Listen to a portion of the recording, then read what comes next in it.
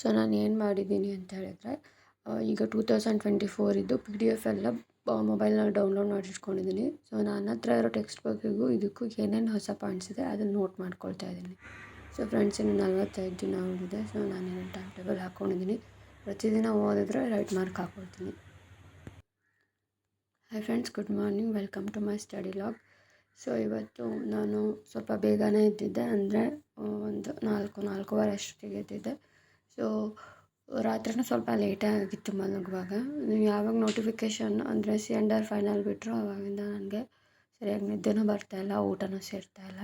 ಬರೀ 44 ಡೇಸಲ್ಲಿ ಏನೇನು ಓದಬೇಕು ಅನ್ನೋದು ಪ್ಲ್ಯಾನಿಂಗ್ ಮಾಡಿ ತಲೆ ಕೆಟ್ಟೋಗ್ಬಿಟ್ಟಿದೆ. ಯಾಕೆಂದರೆ ಎಷ್ಟೇ ಓದಿದ್ರೂ ಕೂಡ ಫೈನಲ್ ಎಕ್ಸಾಮ್ ಟೈಮಲ್ಲಿ ಓದೋವಂಥದ್ರದ್ದು ವೇಟೇಜು ಜಾಸ್ತಿ ಇರುತ್ತೆ. ಸೊ ನಮ್ಗೊಂದು 2 ಮಂತ್ಸ್ ಆದರೂ ಕರೆಕ್ಟಾಗಿ ಟೈಮ್ ಸಿಕ್ಕಿದ್ರೆ ಏನಾದರೂ ಮಾಡ್ಬೋದಿತ್ತು. ಆ್ಯಂಡ್ ಅಂದರೆ ತುಂಬ ಸಲ ರಿವಿಷನ್ ಮಾಡ್ಬೋದಿತ್ತು. ನಿಮ್ಗೆ ಇರೋದು ಬರೀ 45 ಡೇಸು. ಆಲ್ಮೋಸ್ಟ್ ನಾನು ಎಲ್ಲ ಸಬ್ಜೆಕ್ಟು ಒಂದು ಸಲ ಓದಿ ಮುಗಿಸಿದ್ದೀನಿ. ಬಟ್ ಮೆಂಟಲ್ ಎಬಿಲಿಟಿ ಮತ್ತು ವ್ಯಾಲ್ಯೂ ಎಜುಕೇಷನ್ ಇನ್ನೂ ಮುಟ್ಟಲೇ ಇಲ್ಲ. ಸೊ ನಾನು ಅಂದ್ಕೊಂಡಿದ್ದೆ PSTR ಬರೆಯೋದಾದರೆ ಮೆಂಟಲ್ ಎಬಿಲಿಟಿ ನಮಗೆ ತುಂಬ ಯೂಸ್ ಆಗೋಲ್ಲ, ಬಿಕಾಸ್ ಮ್ಯಾಥ್ಸ್ ಇರುತ್ತೆ. ಸೊ ವ್ಯಾಲ್ಯೂ ಎಜುಕೇಷನು ಇರುತ್ತೋ ಇಲ್ವೋ ಅನ್ನೋ ಕನ್ಫ್ಯೂಷನಲ್ಲೇ ಇದ್ದೆ. ಹಾಗಾಗಿ ನಾನು ಮೆಂಟಲ್ ಎಬಿಲಿಟಿ ಮತ್ತು ವ್ಯಾಲ್ಯೂ ಎಜುಕೇಷನ್ ಏನೂ ಓದಲೇ ಇಲ್ಲ. ಜೊತೆಗೆ ನನಗೆ ಮೊದಲಿಂದ ತುಂಬ ಕಷ್ಟ ಇಂಗ್ಲೀಷು. ಕಷ್ಟ ಅಂದರೆ ನಾನು ಇಂಗ್ಲೀಷ್ ಯಾವತ್ತೂ ಓದೋಕ್ಕೆ ಹೋಗಲಿಲ್ಲ ಯಾವ ಎಕ್ಸಾಮಿಗೂ.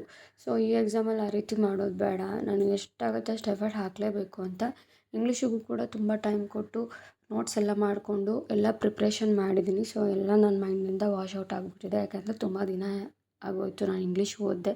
ಸೊ ಇಂಗ್ಲೀಷಿಗೆ ಒಂದು ವಾರ ಅಂತೂ ಎತ್ತಿಡಲೇಬೇಕು. ಕಂಪ್ಯೂಟ್ರಿಗೆ ಮಿನಿಮಮ್ 4 to 5 ಡೇಸ್ ಅಂತೂ ಎತ್ತಿಡಬೇಕು. ಸೊ ಹೀಗೆ ಒಂದೊಂದು ಸಬ್ಜೆಕ್ಟಿಗೂ ಟೈಮ್ ಟೇಬಲ್ ಹಾಕ್ಕೊಳ್ತಾ ಓದ್ಕೊಂಡ್ರೆ ನಾವು ಹೆಂಗಾದ್ರೂ ಎಕ್ಸಾಮ್ ಕ್ರ್ಯಾಕ್ ಮಾಡ್ಬೋದು. ಇಲ್ಲ ಇವತ್ತಿಂದ ನನಗೆ ಯಾವ್ಯಾವುದು ಟೈಮಲ್ಲಿ ಏನೇನು ಟೈಮ್ ವೇಸ್ಟ್ ಆಗುತ್ತೆ ನೋಡಿ, ಅದೆಲ್ಲದನ್ನೂ ಪಟ್ಟಿ ಮಾಡಿಕೊಂಡು ಎಲ್ಲ ರೆಡ್ಯೂಸ್ ಮಾಡ್ಕೊತಾ ಹೋದರೆ ಎಲ್ಲೆಲ್ಲಿ ನಮಗೆ ಟೈಮ್ ಸಿಕ್ಕತ್ತೆ ಅಂತ ಒಂದು ಪ್ಲ್ಯಾನಿಂಗ್ ಮಾಡಿಕೊಂಡು ಆ ಟೈಮಲ್ಲೇ ಪೂರ್ತಿ ಆಲ್ಮೋಸ್ಟ್ 90% ಪೂರ್ತಿ ಸ್ಟಡೀಸ್ ಕಡೆನೇ ಗಮನ ಕೊಟ್ಟರೆ ಒಳ್ಳೆಯದು. ಸೊ ನಾನಂತೂ ಮನೆ ಕೆಲಸ ಅಂತೂ ಇವಾಗ 1.5 ತಿಂಗಳು ಎಷ್ಟು ನನ್ನ ಕೈಲಿ ರೆಡ್ಯೂಸ್ ಮಾಡೋಕ್ಕಾಗುತ್ತೆ ಅಷ್ಟು ಮಾಡ್ತೀನಿ. ಅದ್ರ ಜೊತೆಗೆ ಇವಾಗ ವರಮಹಾಲಕ್ಷ್ಮಿ ಪೂಜೆ ಬೇರೆ ಬಂತು. ಅದೊಂದು ಮನೆ ಎಲ್ಲ ಕ್ಲೀನಿಂಗ್ ಮಾಡಿದೆ ಪೂಜೆ ಮಾಡೋಕ್ಕೆ ಯಾರಿಗೂ ಮನಸ್ಸಾಗಲ್ಲ. ಸೊ ಅದೊಂದು ಸ್ವಲ್ಪ ರಿಸ್ಕಿ ಇದೆ.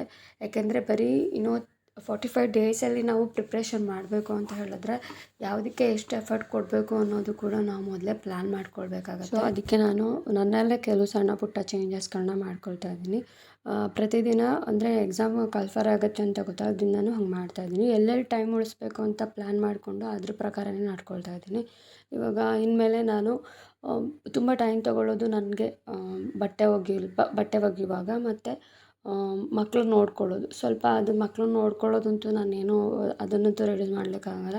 ಅವ್ರಿಗೆ ಎಷ್ಟು ಟೈಮ್ ಕೊಡಬೇಕು ಅಷ್ಟು ನಾನು ಟೈಮ್ ಕೊಡಲೇಬೇಕು. ಇನ್ನೊಂದು ಬಟ್ಟೆ ಒಗೆಯೋದು ಏನು ಮಾಡ್ತೀನಿ ಅಂದರೆ ಇನ್ಮೇಲೆ ದಿನಾ ಮಿಷಿನಿಗೆ ಹಾಕ್ಬಿಡ್ತೀನಿ. ಯಾಕೆಂದರೆ ಕೈಯಲ್ಲಿ ಒಗಿತಾ ಕೂತ್ಕೊಂಡ್ರೆ ಅದರಿಂದ 1 to 2 ಅವರ್ ಅದ್ರಲ್ಲಿ ವೇಸ್ಟ್ ಆಗುತ್ತೆ. ಸೊ ಅದಾದರೂ ನನ್ನ ಆ ಟೈಮ್ನೂ ಕೂಡ ನಾನು ಸ್ಟಡಿಗೆ ಕೊಡ್ಬೋದು. ಆ್ಯಂಡ್ ಪ್ರತಿದಿನ ನಾನು ಏನು ಮಾಡ್ತಾಯಿದ್ದೆ ಅಂದರೆ ಮಕ್ಕಳನ್ನ ಶಾಲೆಗೆ ಕಳಿಸಿದ ಮೇಲೆ ಟಿಫನ್ ಎಲ್ಲ ಮಾಡಿಕೊಂಡು ಪಾತ್ರೆ ತೊಳಿತಾ ಇದ್ದೆ. ತುಂಬ ದಿನದಿಂದ ಮಕ್ಕಳ ಜೊತೆಗೆ ತಿಂಡಿ ತಿಂದ್ಕೊಂಡು ಪಾತ್ರೆಯನ್ನು ತೊಳ್ಕೊಂಡು ಬಿಡ್ತೀನಿ. ಇದರಿಂದ ಅದರಲ್ಲೂ ಕೂಡ ನನಗೆ 1.5 ಅವರ್ ಟೈಮ್ ಉಳಿಯುತ್ತೆ. ಸೊ ಈ ರೀತಿ ನೀವು ಕೂಡ ನಿಮ್ಮ ದಿನಚರಿಯಲ್ಲಿ ಎಲ್ಲೆಲ್ಲಿ ನೀವು ಟೈಮ್ ಉಳಿಸ್ಬೇಕಾಗತ್ತೆ ಅಲ್ಲೆಲ್ಲ ಉಳಿಸ್ಕೊಂಡು ಅದನ್ನು ಆ ಟೈಮ್ನ ನೀವು ಸ್ಟಡೀಸಿಗೆ ಕೊಟ್ಟರೆ ನೀವು ದಿನದಲ್ಲಿ 1 ರಿಂದ 2 ಗಂಟೆ ಟೈಮು ಜಾಸ್ತಿ ಓದ್ಕೊಳ್ಬೋದು ಅನ್ನೋದು ನನ್ನ ಪ್ಲ್ಯಾನಿಂಗು. ಸೊ ಸೋಷಿಯಲ್ ಮೀಡಿಯಾ ಅಂತೂ ನಾನು ಯೂಸ್ ಮಾಡ್ತಾನೇ ಇಲ್ಲ. ಆ್ಯಂಡ್ ನಿಜ ಹೇಳಬೇಕು ಅಂದರೆ ನನ್ನ ಮೊಬೈಲಲ್ಲಿ ಇವಾಗ ಡೇಟಾನೂ ಇಲ್ಲ. ತುಂಬ ದಿನ 1-2 ಮಂತ್ ಕರೆನ್ಸಿನೇ ಹಾಕಲಿಲ್ಲ ನಾನು. ಯಾಕೆ ಅಂತ ಹೇಳಿದ್ರೆ ಅದರಲ್ಲೇ ತುಂಬ ಟೈಮ್ ವೇಸ್ಟ್ ಆಗುತ್ತೆ ಅಂತ. ಬಟ್ ಏನಾಯಿತು ಅಂತ ಹೇಳಿದ್ರೆ ನಾವು ಆನ್ಲೈನಲ್ಲೆಲ್ಲ ನನ್ನ ನಂಬರೇ ಕೊಟ್ಟಿರೋದ್ರಿಂದ ತುಂಬ ಜನ ಕಸ್ಟಮರ್ಸು ನನ್ನ ನಂಬರ್ಗೆ ಫೋನ್ ಮಾಡ್ತಾಯಿದ್ರು ರೂಮ್ಸಿಗೆ. ಸೊ ಏನೂ ಮಾಡೋಕ್ಕಾಗಲ್ಲ ಅಂತ ಬರೀ ಇನ್ಕಮಿಂಗ್ ಔಟ್ಗೋಯಿಂಗ್ ಎರಡರದ್ದೇ ರೀಚಾರ್ಜನ್ನು ಮಾಡಿಸಿಬಿಟ್ಟಿದ್ದೀನಿ ಅಷ್ಟೇ. ಬಿಕಾಸ್ ನನಗೆ ಡೇಟಾ ಇದ್ದರೆ ಕೆಲವು ಸಲ ನೈಟು ಅದರಲ್ಲೇ ಏನಾದರೂ ನಾನು ಮೊದಲಿಂದ ತುಂಬ ಆನ್ಲೈನ್ ಶಾಪಿಂಗಲ್ಲಿ ಟೈಮ್ ತುಂಬ ವೇಸ್ಟ್ ಮಾಡ್ತಾಯಿದ್ದೆ. ತೊಗೊಳ್ಳೋ ಒಂದು ಐಟಮ್ಗೆ ಆಲ್ಮೋಸ್ಟ್ 1 ವೀಕಿಂದ ಸರ್ಚ್ ಮಾಡ್ಕೊತ ಕೂತ್ಕೊತಿದ್ದೆ. ದಿ ಬೆಸ್ಟ್ ಪ್ರಾಡಕ್ಟ್ ಬೇಕು ಅನ್ನೋದು ಒಂದು ತಲೆಯಲ್ಲಿ ಇರ್ತಿತ್ತು. ಸೊ ಅದನ್ನೆಲ್ಲ ಇವಾಗ ನಾನು ಬಿಟ್ಬಿಟ್ಟಿದ್ದೀನಿ. ಇವಾಗ ಎಷ್ಟು ಟೈಮ್ ಆಗುತ್ತೆ ಅಷ್ಟು ಟೈಮ್ನ ನಾನು ಓದೋಕ್ಕೆ ಕೊಡ್ತಾಯಿದ್ದೀನಿ. ಎಷ್ಟು ಎನರ್ಜಿ ಆಗುತ್ತೆ ಅಷ್ಟು ಎನರ್ಜಿ ಉಳಿಸ್ಬಿಟ್ಟು ಆ ಎನರ್ಜಿ ಪೂರ್ತಿ ಒಂದು ಕಡೆ ಫೋಕಸ್ ಮಾಡಲಿಕ್ಕೆ ಎಕ್ಸಾಮ್ಸಿಗಂತಲೇ ನಾನು ನೋಡ್ಕೊಳ್ತಾ ಇದ್ದೀನಿ. ನೀವು ಅಷ್ಟೇ ನಾವೇನು ಅಂದ್ಕೊಳ್ತೀವಿ ಯಾರ ಹತ್ರನಾದ್ರು ಮಾತಾಡ್ತಾ ಇದ್ದರೆ ಅಥವಾ ಮನೆ ಕೆಲಸ ತುಂಬ ತಲೆ ಕೆಡ್ಸ್ಕೊಂಡು ಮಾಡ್ತಾ ಇದ್ದರೆ ಅದನ್ನು ಇದನ್ನು ಎರಡೂ ಮ್ಯಾನೇಜ್ ಮಾಡ್ಬೋದು ಅಂತ. ಬಟ್ ಹಾಗಿಲ್ಲ ಫ್ರೆಂಡ್ಸ್, ಯಾಕೆ ಅಂದರೆ ಎಲ್ಲ ಮನುಷ್ರಿಗೂ ಎನರ್ಜಿ ಲೋ ಆಗೇ ಆಗುತ್ತೆ. ಸೊ ನಾವು ಆ ಎನರ್ಜಿನ ಎಲ್ಲಿ ಯೂಸ್ ಮಾಡ್ತೀವಿ ಅನ್ನೋದು ತುಂಬ ಇಂಪಾರ್ಟೆಂಟ್ ಆಗುತ್ತೆ. ಸೊ ತುಂಬ ಟೈಮ್ ವೇಸ್ಟ್ ಮಾಡೋದು ಮಾತಾಡಿಕೊಂಡು, ಕೆಲವ್ರಿಗೆ ಹೆಣ್ಮಕ್ಳಿಗಿರುತ್ತೆ ಅಕ್ಕಪಕ್ಕದವ್ರ ಹತ್ರನೂ ತುಂಬ ಟೈಮ್ ವೇಸ್ಟ್ ಮಾಡ್ಕೊಳ್ತಾರೆ ಮಾತಾಡ್ತಾ. ಸೊ ಈ ಕಾಂಪಿಟೇಟಿವ್ ವರ್ಲ್ಡಲ್ಲಿದ್ದಾಗ ನಾವು ಅದನ್ನೆಲ್ಲ ರೆಡ್ಯೂಸ್ ಮಾಡ್ತಾ ಬರೋದು ತುಂಬ ಒಳ್ಳೆಯದು. ಸೊ ನಾನಂತೂ ಆಲ್ಮೋಸ್ಟ್ 2 to 3 ಮಂತ್ಸ್ ಆಯಿತು ಹೊರಗಡೆ ಕಾಲೇ ಇಡಿದೆ. ಯಾಕಂದರೆ ನಂಗೆ ಒಂದು ಬ್ಯಾಡ್ ಹ್ಯಾಬಿಟ್ ಇದೆ. ನಾನು ಎಲ್ಲರೂ ರೆಡಿಯಾಗಿ ಹೋಗಿ ಬಂದೆ ಅಂತ ಹೇಳಿದ್ರೆ ಆಲ್ಮೋಸ್ಟ್ 3 ಡೇ ನಂದು ವೇಸ್ಟ್ ಅಂತಲೇ. ಯಾಕೆಂದರೆ 3 ದಿನ ಅದು ಹೋಗಿ ಬಂದಮೇಲೂ ಕೂಡ ಮನೇಲಿ 3 ದಿನ ನಂಗೆ ಓದ್ಲಿಕ್ಕೆ ಮನಸ್ಸು ಬರಲ್ಲ. ಅದೇನಂತ ನನಗೆ ಗೊತ್ತಿಲ್ಲ, ಮೊದಲಿಂದ ಹಾಗೆ. ಸೊ ನಾನು ಬಂದು ಇಲ್ಲಿ ದೇವಸ್ಥಾನಕ್ಕೂ ಕೂಡ ಹೋಗದೆ 3 ಮಂತ್ಸ್ ಆಗೋಯ್ತು ನಾನು. ಯಾಕೆಂದ್ರೆ ಸೊ ಫಸ್ಟ್ ಇವಾಗ ಯಾವುದ್ಯಾವುದು ಕಷ್ಟ ಇದೆ ಅಂದರೆ ನಾನು ಓದಲೇ ಇಲ್ಲ, ಅದನ್ನು ಕವರ್ ಮಾಡ್ಕೊಳ್ತಾ ಬರ್ತಿದ್ದೀನಿ. ಆಮೇಲೆ ಓದೋದೆಲ್ಲ ಮಾಡ್ತಾಯಿದ್ದೀನಿ. ಸೊ ಸೋಷಲ್ ನಾನು ಮೊದಲೇ ಮುಟ್ಟಿದ್ರಿಂದ ಸಬ್ಜೆಕ್ಟ್ನ ಸೋಷಲ್ ಒಂದು ಮುಗಿಸ್ಬಿಡುವ ಅಂತ ಹೇಳಿ. ಸೋಷಲ್ ಏನಾಗ್ತದೆ ಅಂತ ಹೇಳಿದ್ರೆ ತುಂಬ ಜನ ಕೇಳ್ತಾಯಿದ್ರಿ, ಮೇಡಮ್ ಯಾವ ಇಯರಿಂದ ಓದಬೇಕು ಅಂತ. ಸೊ ಫ್ರೆಂಡ್ಸ್, ಎಲ್ಲ MCQ ಆಗಿರೋದ್ರಿಂದ ನಮಗೆ 2024 ವರ್ಷನ್ ಮಾತ್ರ. ಸೊ ಡೇವಿಡ್ ಪ್ರತಿಮೆ ಮಾಡಿದವ್ರು ಯಾರು ಅಂತ ಕೊಟ್ಟಿದ್ದಾರೆ. ಅದು 7th ಟೆಕ್ಸ್ಟ್ ಬುಕ್ಕಲ್ಲಿದೆ. ಸೊ ಅದನ್ನು ಇವಾಗ ನೋಡಿ, ಪುನರುಜ್ಜೀವನ ನಮಗೆ 9th ಟೆಕ್ಸ್ಟ್ ಬುಕ್ಕಲ್ಲೂ ಇದೆ. ಪೂರ್ತಿ ಕೊಟ್ಟಿದ್ದಾರೆ, ಡೀಟೇಲಾಗಿ ಕೊಟ್ಟಿದ್ದಾರೆ ಪುನರುಜ್ಜೀವನ ಎಲ್ಲದು. ಬಟ್ ಅದು ಡೇವಿಡ್ ಪ್ರತಿಮೆ ಮಾಡಿದವ್ರು ಯಾರು ಇದನ್ನೇನು ಕೊಟ್ಟಿಲ್ಲ. ಹಾಗಾಗಿ ನಮಗೆ ಯಾವುದಾದ್ರೂ ಕಾನ್ಸೆಪ್ಟ್ ರಿಪೀಟ್ ಆದರೆ ನಾವು ಅಂದ್ಕೊಳ್ತೀವಿ 8thಲ್ಲೂ ಇದೆ 9thಲ್ಲೂ ಇದೆ, 8th ಓದ್ಕೊಳ್ಳೋಣ, 6thಲ್ಲೂ ಇದೆ 8thಲ್ಲೂ ಇದೆ, ನಾವು 8th ಓದ್ಕೊಂಡು ಬಿಡೋಣ, ಸ್ವಲ್ಪ ಜಾಸ್ತಿ ಕವರ್ ಮಾಡಿರ್ತಾರೆ ಅಂತ. ಸೊ ಇದು DSCRT ಹಂಗಿರೋದೇ ಇಲ್ಲ ಟೆಕ್ಸ್ಟ್ ಬುಕ್ಕು. ಒಂದೊಂದು ಸಣ್ಣ ಪಾಯಿಂಟು, ಸಿಂಪಲ್ ಪಾಯಿಂಟ್ಸು ಎಲ್ಲ 6th to 7th ಆ್ಯಡ್ ಮಾಡಿರ್ತಾರೆ. ಬಟ್ ಅದನ್ನು 8th, 9th, 10th ಕೈ ಬಿಟ್ಟಿರ್ತಾರೆ. ಸೊ ನಾವು 6th ಇಂದ 10th ತನಕ ಓದ್ಕೊಳ್ಳೋದು ಎಷ್ಟು ಇಂಪಾರ್ಟೆಂಟ್ ಅಂತ ನಾನು ಹೇಳ್ತಾ ಇದ್ದೀನಿ ಇಲ್ಲಿ.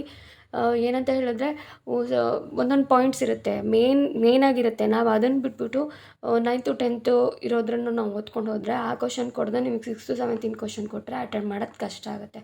ಹಾಗಾಗಿ 6th ಇಂದ 10th ತನಕ ನೀವು ತರೋಲಿ ಪ್ರಿಪೇರ್ ಆಗಿಬಿಟ್ರೆ ಸೋಷಲ್ಲು ಆರಾಮಾಗಿ ನೀವು MCQನ ಅಟೆಂಡ್ ಮಾಡ್ಬೋದು. ಫ್ರೆಂಡ್ಸ್, ಮತ್ತೆ ಕೇಳ್ತಾ ಇದ್ರಿ ನೀವು PSTRಗೆ ಪ್ರಿಪ್ರೇಷನ್ ಮಾಡಲ್ವಾ ಅಂತ. ಸೊ ನಾನು PSTRಗೆ ಪ್ರಿಪ್ರೇಷನ್ ಮಾಡೋದು ತುಂಬ ಡೌಟು. ಯಾಕೆಂದರೆ ನಂಗೆ ಭಯ ಆಗ್ತದೆ ಫ್ರೆಂಡ್ಸ್. ಬರೀ 100 ಪೋಸ್ಟಲ್ಲಿ ನಮ್ಮ ಡಿಸ್ಟಿಕ್ಕಿಗೆ ನಾನು ಬರಿಬೇಕಂತ ಹೇಳಿದರೆ ಇವಾಗ GPSTR ಆದರೂ ಅಷ್ಟೇ, ಉಡುಪಿ ಇಲ್ಲ ದಕ್ಷಿಣ ಕನ್ನಡ 2 ಡಿಸ್ಟಿಕ್ಕಿಗೆ ನನಗೆ ಆಪ್ಷನ್ಸ್ ಇರೋದು. ಬೇರೆ ಡಿಸ್ಟಿಕ್ಕಿಗೆ ಹೋಗಿ ನಾನು ಎಕ್ಸಾಮ್ ಬರೀತೀನಿ ಅಂದರೆ ನಮ್ಮ ಮನೇಲೂ ಒಪ್ಪಲ್ಲ, ಅದು ನನಗೆ ಸಾಧ್ಯ ಆಗದೆ ಇರೋ ಮಾತು. ಸೊ ಇಲ್ಲಿ ಬರೀ 4 to 5 ಪೋಸ್ಟ್ ಬರ್ಬೋದು ಓವರಾಲ್. ಅದ್ರಲ್ಲಿ ನಮ್ಮ ಕ್ಯಾಟಗರಿಗೆ ಪೋಸ್ಟ್ ಇತ್ತು, ಇಲ್ಲ ಅಂದರೂ ಇಲ್ಲ. ಸೊ ಕೆಲವರು ತುಂಬ ದೊಡ್ಡ ಡೈಲಾಗ್ ಹೇಳ್ಬೋದು, ನಂಗೆ ಬೇಕಾಗಿರೋದು 1 ಪೋಸ್ಟು, ನಾನು ಅದಕ್ಕೆ ಫೋಕಸ್ ಮಾಡ್ತೀನಿ ಅಂತ. ಸೊ ಕಾಂಪಿಟೇಷನ್ ತುಂಬ ಇರುತ್ತೆ. ಯಾಕೆಂದರೆ D.Ed ಮಾಡಿದವರು BSc ಮಾಡಿ ಡಿಗ್ರಿಯಲ್ಲಿ ಆಪ್ಷನ್ಸ್ ತೊಗೊಳ್ದೆ GPSTRಗೆ ಎಲಿಜಿಬಲ್ ಆಗದೆ ಇರೋರು ತುಂಬ ಜನ ಇರ್ತಾರೆ. ಅಂಥವರು ಕೂಡ ಮ್ಯಾಥ್ಸು ಸೈನ್ಸಲ್ಲಿ ತುಂಬ ಸ್ಟ್ರಾಂಗ್ ಇರ್ತಾರೆ. ಅವರು ಅಂಥವ್ರೊಟ್ಟಿಗೆ ಕಾಂಪೀಟ್ ಮಾಡಬೇಕಂತ ಹೇಳಿದ್ರೆ ಸೊ ನಾವು ಆರ್ಟ್ಸ್ ಬ್ಯಾಕ್ಗ್ರೌಂಡಲ್ಲಿ ಬಂದು ತುಂಬ ಕಷ್ಟ ಆಗ್ತದೆ ನನ್ನ ಪ್ರಕಾರ. ಸೊ ನಾನು PSTRಗೆ ಪ್ರಿಪ್ರೇಷನ್ ಮಾಡ್ತಾಯಿಲ್ಲ. ಪೋಸ್ಟ್ ಅಷ್ಟೇ ಇದ್ದರೆ ನಾನು ಅಪ್ಲಿಕೇಶನ್ ಹಾಕೋದು ಕೂಡ ಡೌಟೇ PSTRಗೆ. ಸೊ ಫ್ರೆಂಡ್ಸ್, ತುಂಬ ಜನ ಟೆನ್ಷನ್ ಮಾಡ್ಕೊತಾ ಇದ್ರಿ. ಸೊ ಟೆನ್ಷನ್ ಬಿಟ್ಬಿಡಿ. ಯಾಕೆಂತ ಹೇಳಿದರೆ ಟೆನ್ಷನ್ ಮಾಡೋದ್ರಿಂದನೇ ನಮ್ಮದು ಟೈಮ್ ವೇಸ್ಟ್ ತುಂಬ ಆಗ್ತದೆ ಮತ್ತು ಫೋಕಸ್ಸು ಕೂಡ ಕಡಿಮೆ ಆಗ್ತದೆ. ಸೊ ಟೆನ್ಷನ್ ಬಿಟ್ಟು ಇವತ್ತಿಂದನೇ ಓದ್ಲಿಕ್ಕೆ ಸ್ಟಾರ್ಟ್ ಮಾಡಿ. ಯಾರಿಗೆ ನಾನು ಇನ್ನೂ ಸಬ್ಜೆಕ್ಟ್ ಮುಟ್ಲೇ ಇಲ್ಲ ಅಂತ ಹೇಳೋರು ಕೂಡ ಪ್ರೀವಿಯಸ್ ಇಯರ್ ಕ್ವಶನ್ ಪೇಪರ್ಸ್ ಎಲ್ಲ ನೋಡಿಕೊಂಡು ಟೈಮ್ ಟೇಬಲ್ ಮಾಡಿಕೊಂಡು ನಿಮಗೆ ಏನು ಅಡ್ಜಸ್ಟ್ ಆಗುತ್ತೆ ಅದನ್ನು ಟೈಮ್ ಟೇಬಲ್ ಮಾಡಿಕೊಂಡು ಓದ್ಲಿಕ್ಕೆ ಸ್ಟಾರ್ಟ್ ಮಾಡಿ. ಸೊ ಯಾರ್ಯಾರು ಎಫರ್ಟ್ ಹಾಕಿ ಓದ್ತೀರಾ ಅವರಿಗೆ ಇವತ್ತಲ್ಲ ನಾಳೆ ಒಳ್ಳೇದು ಆಗೇ ಆಗುತ್ತೆ. ಸೊ ಫ್ರೆಂಡ್ಸ್, ಇದು ನಾನು ಮಾಡ್ಕೊಂಡಿರೋ ಟೈಮ್ ಟೇಬಲು. ಏನಪ್ಪ ಇಷ್ಟು ಚಿಕ್ಕಕ್ಕಿದೆ ಅಂತ ಅಂದ್ಕೊಳ್ತಾ ಇದ್ದೀರಾ. ಸೊ ನಾನು ಒಂದು ದಿನದಲ್ಲಿ ಒಂದೇ ಸಬ್ಜೆಕ್ಟ್ ಓದೋದು. ಒಂದು 5 to 6 ಡೇಸಲ್ಲಿ ಒಂದು ಸಬ್ಜೆಕ್ಟ್ ಮುಗಿಸ್ತೀನಿ ಅಂದ್ಕೊಳ್ತೀನಿ, ಹಂಗೆ ಮುಗಿಸ್ತೀನಿ. ಸೊ ಮೊದಲೆಲ್ಲ ಕ್ಯಾಲೆಂಡ್ರಲ್ಲಿ ಹಾಕ್ಕೊಳ್ತಾ ಇದ್ದೆ ರೈಟ್ ಮಾರ್ಕು. ಅಂದರೆ ಅವತ್ತು ಚೆನ್ನಾಗಿ ಓದಿದೆ ಅಂದರೆ ರೈಟ್ ಮಾರ್ಕ್ ಹಾಕ್ತಿದ್ದೆ, ಇಲ್ಲ ರಾಂಗ್ ಮಾರ್ಕ್ ಹಾಕ್ತಿದ್ದೆ.